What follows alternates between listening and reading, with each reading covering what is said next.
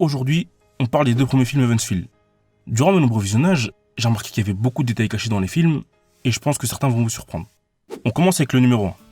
Au début du film 1, durant la scène où Sakura et Shiro cuisinent, Sakura fait tomber une assiette lorsqu'elle aperçoit la main de Shiro. Après cet incident, Sakura multipliera les erreurs en cuisine et elle partira à l'école le visage pâle sans avoir mangé.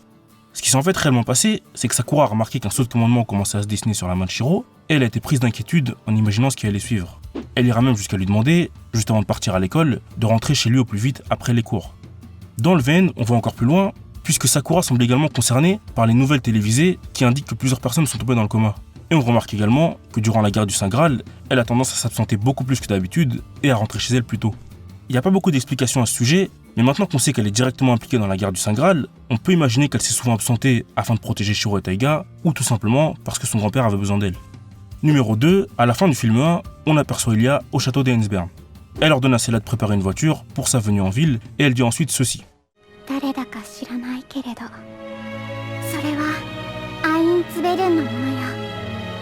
Ici, Ilia fait clairement référence à Sakura et à son statut de second réceptacle du Saint Graal. Pour ceux qui n'auraient pas compris, à la fin de la 4ème guerre, Zoken a récupéré des fragments du Graal et les a introduits en Sakura afin d'en faire un réceptacle du Saint Graal au même titre qu'Ilia. Ce Graal, appelé le Graal noir des Makiri, a absorbé dans le premier film les âmes de Caster, Lancer et Saber, ce qui a forcément dû alarmer Ilia, d'où cette réplique. Numéro 3, à la fin du film 1 toujours, on aperçoit Shinji dans sa chambre, occupé à préparer ce qui ressemble à une potion en suivant des inscriptions écrites dans son cahier. Ce qu'il est en fait en train de préparer, c'est le liquide qu'il utilisera sur Sakura afin de la punir de son comportement désobéissant lors de la scène qui se déroule au lycée dans le film 2.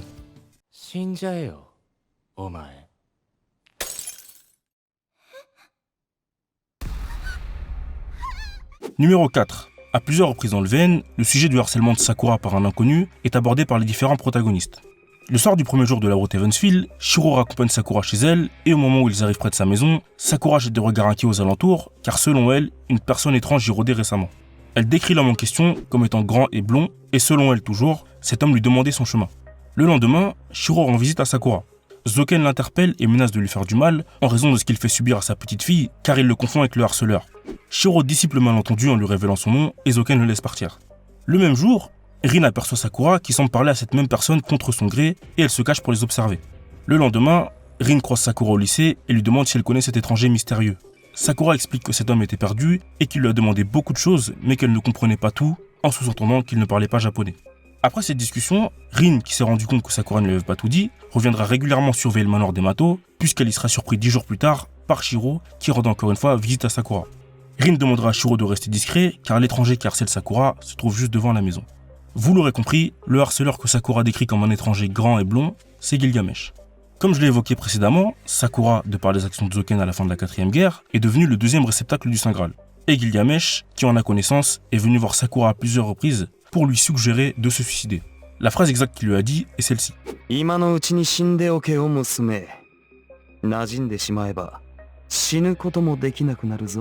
Par cette phrase, Gilgamesh prévient Sakura de l'enfer qui l'attend si elle parvient à se familiariser avec l'entité présente dans le Saint Graal.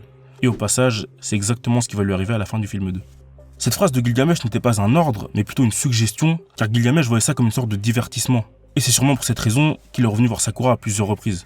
Sakura savait donc que Gilgamesh était au courant de son statut de second réceptacle, et elle comprenait très bien ses intentions. Donc quand elle le décrivait comme un étranger qui lui demandait son chemin, elle mentait sciemment par peur d'aborder le sujet avec ses proches. Numéro 5. Au début du film 1, lors de la scène flashback du début d'année scolaire, Kuzuki prend en photo Taiga, Shiro et plusieurs autres élèves, dont Sakura. Le petit détail de cette séquence, c'est qu'on aperçoit Rin de dos au premier plan qui observe la scène de loin et qui s'en va. Ce que Rin observait de loin, c'était Sakura. Et en fouillant un peu, on constate que dès le départ, beaucoup d'éléments avaient été mis en place concernant la nature de la relation entre Rin et Sakura. Exemple dans la route UBW, où peu de temps après avoir pisté Gilgamesh qui rôdait devant chez Sakura, Rin questionne Shiro sur la façon dont se sentirait une personne si elle était adoptée contre son gré.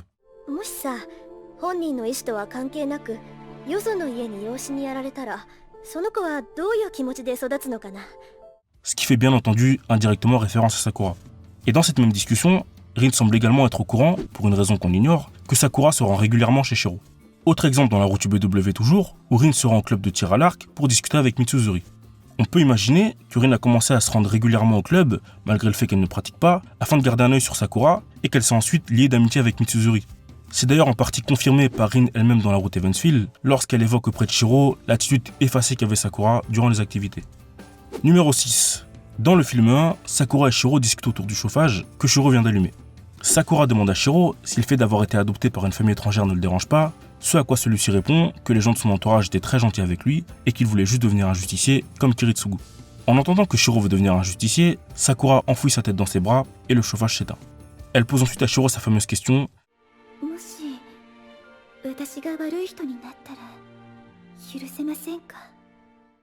Pour comprendre ce qui s'est passé ici, il faut revenir sur les capacités de Sakura. Le type de magie qu'elle utilise en tant que mage d'Yamato est l'absorption, ce qui lui permet de voler de l'énergie magique à ses opposants. Et il est possible qu'ici, Sakura ait activé le sort inconsciemment. Je vous donne un exemple concret afin que ce soit plus parlant pour vous. Le 5e jour de la route Evansville, Shiro se rend au lycée seul et sans défense et croise Rin dans les couloirs. Rin prend un air menaçant en constatant l'attitude laxiste de Shiro venu au lycée sans servant. Shiro s'enfuit alors que Rin s'apprête à lui parler et fait semblant de ne pas l'entendre lorsqu'il est dans sa salle de classe et que Rin l'appelle depuis le couloir. À l'heure du déjeuner, il reçoit une lettre de menace provenant forcément de Rin qui l'invite à se rendre derrière le dojo après les cours. Durant leur rendez-vous derrière le dojo, Rin remarque que Shiro fait une tête bizarre et elle lui dit ceci. « Se pourrait-il que je l'ai inconsciemment ensorcelé avec mon gendre ?» en parlant de la lettre de menace. Ce qui veut dire que Rin sait qu'elle aurait pu inconsciemment ensorceler la lettre en raison de la colère et de la frustration ressentie due au fait que Shiro l'ignorait si longtemps. Donc pour Sakura, c'est à peu près la même chose qui a dû se passer.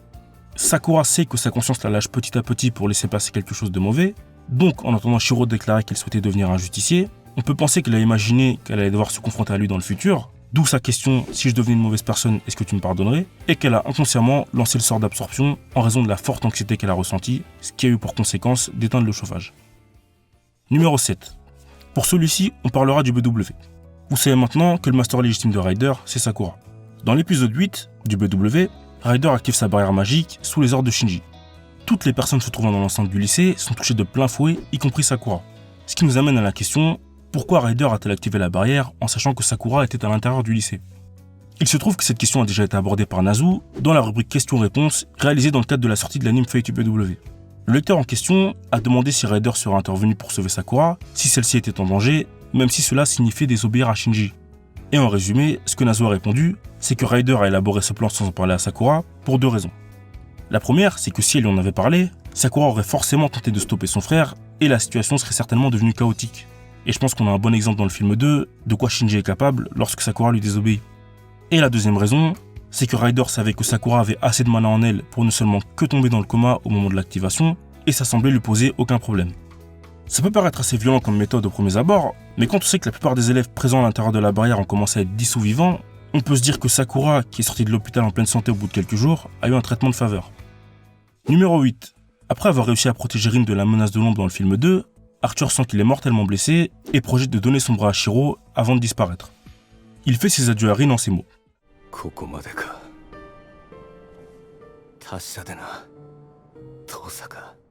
Shiro, qui est encore étourdi, entrevoit vaguement la scène et la commente en disant que la voix d'Archer sonne étrangement comme la sienne lorsque celui-ci fait ses adieux. Et justement, c'est ici que la subtilité se trouve. Habituellement, Archer appelle Rin par son prénom et pas par son nom de famille. Parmi tous les acteurs de la guerre du Saint Graal, la seule personne qui appelle Rin par son nom de famille, c'est Shiro. Donc la raison pour laquelle ici Archer appelle Rin Tosaka, c'est parce qu'il a retrouvé pleinement sa mémoire et parce que la Rin Tosaka qu'il a en face de lui n'est pas son master mais son ancien ami. Lors de la scène où Shiro est absorbé par l'ombre dans le film 1, Archer comprend le danger que cette chose représente et s'adresse à Shiro de cette manière.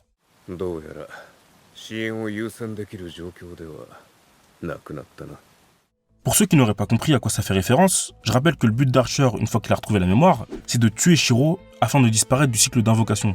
Donc avec ces deux séquences, on a la confirmation que la mémoire d'Archer lui revient petit à petit au fur et à mesure que les jours passent. Numéro 9. Plusieurs indices ont été cachés dans une des affiches officielles du film 2. En regardant attentivement, on remarque que plusieurs servants y sont présents.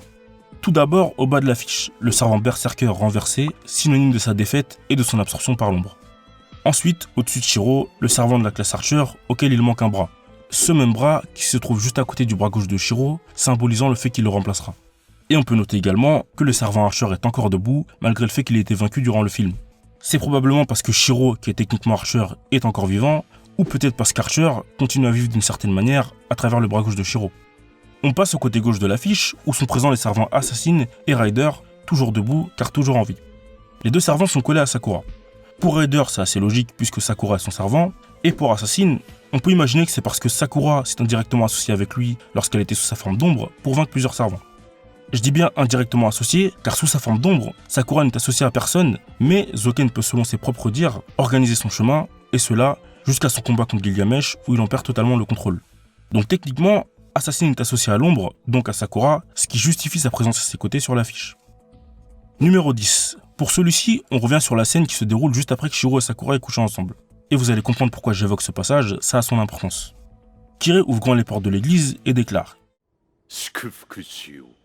en parlant selon ses propres mots, de l'autre Saint Graal qui est sur le point de naître et qui porte en lui tout le mal du monde. Kirei fait référence à Angra Mainyu, l'être présent dans le Saint Graal, qui est actuellement au stade embryonnaire et qui tente de naître à travers Sakura. Je précise que j'aborderai le sujet un peu plus en détail dans ma prochaine vidéo. Bien entendu, quand Kirei évoque un être sur le point de naître, c'est clairement en sens métaphorique, puisque Sakura n'accouchera pas d'un enfant. Mais justement, je pense que la scène de l'église et la scène où Shiro et Sakura couchent ensemble ont été juxtaposées afin de faire un lien direct entre Sakura et Shiro qui sont littéralement en train de concevoir un enfant, et Kirei qui bénit quelque chose qui est sur le point de naître. 11e et dernier détail caché, au tout début du film Evansville 1, on suit Shiro dans une journée banale au lycée. Shiro se rend à la cafétéria pour déjeuner, et sur le chemin, il aperçoit Sakura en train de ramasser une pile de feuilles. Il se dirige vers elle, mais il s'arrête net en voyant que Rin est à ses côtés. En fait, je pense que cette scène, c'est une référence directe à une scène du BW, qui elle-même provient directement du VN. Dans la scène en question de l'anime, Rin marche dans un couloir du lycée en parlant à Archer qui est sous sa forme spirituelle et Sakura qui descend les escaliers, fait accidentellement tomber sa pile de feuilles, puis Rin l'aide à les ramasser. Ce qu'il faut comprendre dans cette scène, c'est que Sakura a entendu parler Rin et a compris qu'elle discutait avec un servant. Elle a donc volontairement fait tomber sa pile de feuilles pour que Rin ne se rende pas compte qu'elle a entendu la discussion. Et je pense que le fait que cette scène ait été ajoutée dans Presage Flower n'est pas anodin. Je vous explique pourquoi. Dans le VN et dans l'anime BW, les événements se déroulent de cette manière. Jour 1, Rin invoque Archer. Jour 2, Rin sèche les cours puisqu'elle s'est levée en retard. Jour 3, Rin croise Sakura qui fait tomber sa pile de feuilles, et le soir même, Shiro se fait tuer par Lancer. Dans Presage Flower, on peut déduire que la scène où Sakura fait tomber ses feuilles se déroule le deuxième jour, puisque Shiro se fait tuer par Lancer le lendemain. Ce qui veut dire que normalement, Rin ne devrait pas être à l'école, puisque ce jour-là, elle est censée sécher les cours. Donc malgré le fait que les premiers jours aient été fusionnés, la scène où Sakura fait intentionnellement tomber ses feuilles a été conservée. Et quand on sait que pour comprendre cette scène, il faut non seulement l'avoir déjà vue en anime ou en VN, mais en plus savoir que Sakura est au courant de ce qui se passe durant la guerre du Saint Graal, on peut affirmer qu'il s'agit bien ici d'un détail caché. Voilà, c'est la fin de cette vidéo. Je vous remercie d'être resté jusqu'au bout. Si vous avez des questions comme d'habitude en commentaire. Sur ce, bonne journée, bonne soirée.